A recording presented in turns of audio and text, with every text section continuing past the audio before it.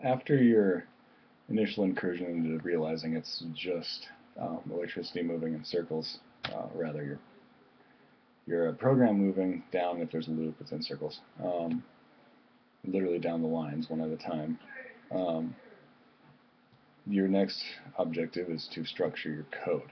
So hopefully whatever tutorial you went through taught you the basic concepts of objects, but the guy that I've had read various tutorials still uses the wrong object. Um, so, as in, let's say you need a few classes to do some things, and you have mammals, and then you need a dog to bark on the screen, and then you need a giraffe to run, or whatever. So there's some things common to dogs and giraffes, and it might be a good idea to make a base class that has those common things, so you only have to write and worry about the parts that are different. So you can make mammal, which is height, weight. You could have a function called make sound, and then you have a dog class, and you say it's height and weight, but the constructor perhaps, or not the constructor, but you overload the function, or you write a different function for make a sound. In Objective-C, you write a delegate pattern, and you call the delegate for sound delegate or whatever, and you get whatever the dog gives you back. In C++ and any other object-oriented language, you just overwrite this with a function overloading. So it's really simple, but then you get into areas like, okay, you have what's called a model view controller pattern.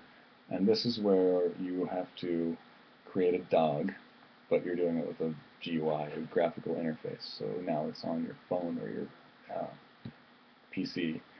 I don't want to say Apple, and not everybody uses Apple. And the thing crashes so much at my work that I really don't want to encourage its use, even though I use it constantly. So you have your dog, which gets created. So say you hit a button, and that button says create dog. So under the hood, you still have your mammal class and your dog class and your giraffe class. But now you have a view class, or a window, or whichever system it's in. And once again, this is provided by you, or provided to you by the library that you're using. So if it's iPhone, you use the views. If it's Windows, you use a window. Pretty simple. Anyway, after you get that hooked up, you try to separate it from the actual button logic. So your create dog class is separate. I keep repeating that, but I don't know, it's almost like you can't repeat it enough for a beginner. So you have a button, and the button calls its actions, usually callback. Every language has a callback, and that's basically whatever you hook up to when you call the button. It sounds repetitive, but alright, in C# it's the onClick event, and in Objective-C it is IB action for touch up inside. Anyway, that calls a separate class, and that's where this gets important. And that separate class, which you imported or included at the top of your file, says dog equals new dog, or dog equals dog alloc in it. Then you have a pointer to a new dog. Of course, give it a variable name. So after you have that, you might have a place to store it. And this is where the funny part comes in, because you have the controller, which contains the intermediary between the button and the dog. And if it's really light, it might store like how many dogs you have. But in reality, you should have another class that should connect to, I want to say a database, but if it's small, you could just be an array. But either way, it's your storage. It's your data store. So you hit a button on your view, and your view through the controller, which is usually where the event goes. It's automatically given to you, so it might be hard to recognize it as the controller object, except in iPhone when it's literally named controller.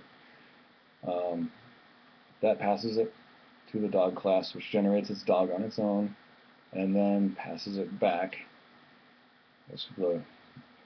Passes the message back So the function returns gives you a dog, and then hopefully goes into your data store. That data store is, you could say, your model. So it's the part of your model that stores your data, and then the dog itself is a data type, and it's just generated.